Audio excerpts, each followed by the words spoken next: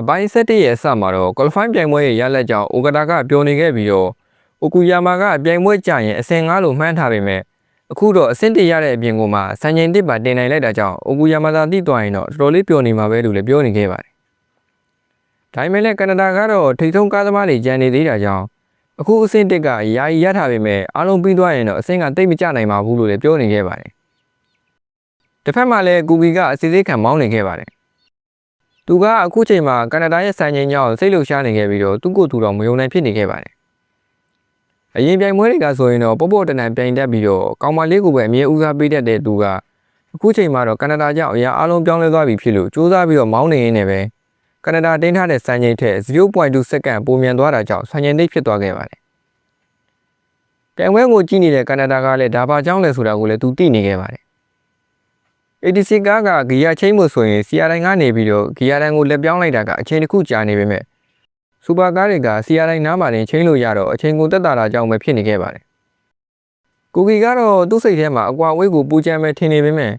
0.2 စက္ကန့်ဆိုတော့သူကလည်းတိတ်ပြီးအားမရဖြစ်နေခဲ့ပါတယ်။အခုလိုဖြစ်သွားတာကလည်းသူ့မှာကြောက်စိတ်ရှိနေခဲ့လို့အချိန်မတင်ရဲတာကြောင့်ဆိုတာလည်းသူကိုယ်တိုင်လည်းသိနေခဲ့ပါတယ်။ကျန်တဲ့သူတွေကလည်းအသီးသီးပြိုင်နေကြပြီးတော့အိုင်ဘာမီဇိုနိုဆာကာမိုတိုတို့ကလည်းရှင်ပြိုင်နေခဲ့ပါတယ်။ယာနာဂီကလည်းတဖြည်းဖြည်းပြင်းထန်လာနေတဲ့ပြိုင်ပွဲကြောင့်အင်ဂျင်ပါဝါပိုများတဲ့ကားကိုချိန်လိုက်ပြီးတော့လည်းစမ်းကိုမောင်းနေခဲ့သလို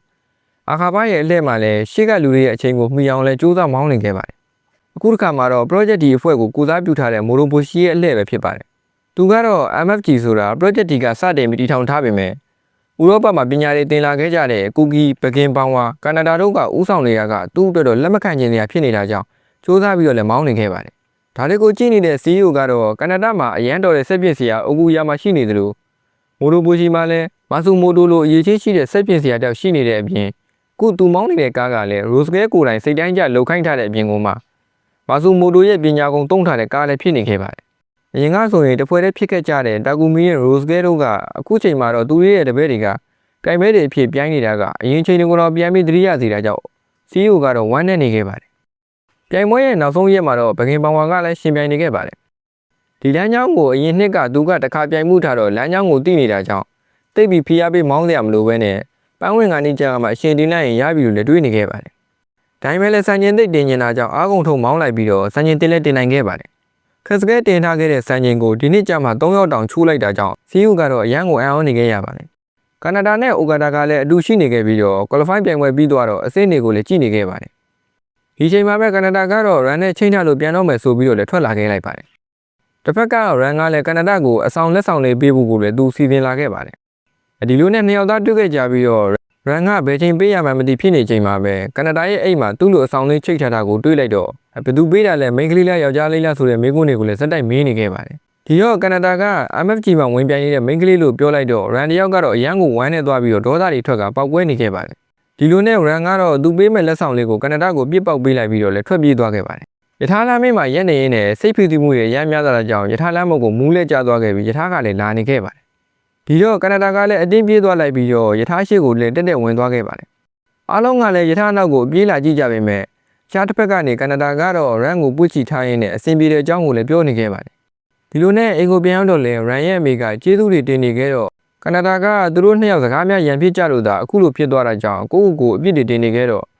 run ရဲ့အမေကတော့နှစ်သိမ့်ပေးနေခဲ့ပါတယ်။စိတ်ညစ်စရာတွေရမ်းများနေတဲ့အတွက်လည်းကနေဒါကတော့တယောက်တည်းရှိနေခဲ့ပြီးတော့ဖြစ်ခဲ့တာတွေကိုလည်းပြန်ပြီးတော့လည်းစဉ်းစားနေခဲ့ပါတယ်။ပြီးတော့လည်း run ကိုကယ်လိုက်တဲ့အချိန်မှာသူ့ရဲ့ဘယ်ဘက်လက်တောင်တစ်ကိုတစ်ခုခုနဲ့ခိုင်းမိသွားတာကြောင့်အရန်ကိုနာကျင်နေတဲ့အပြင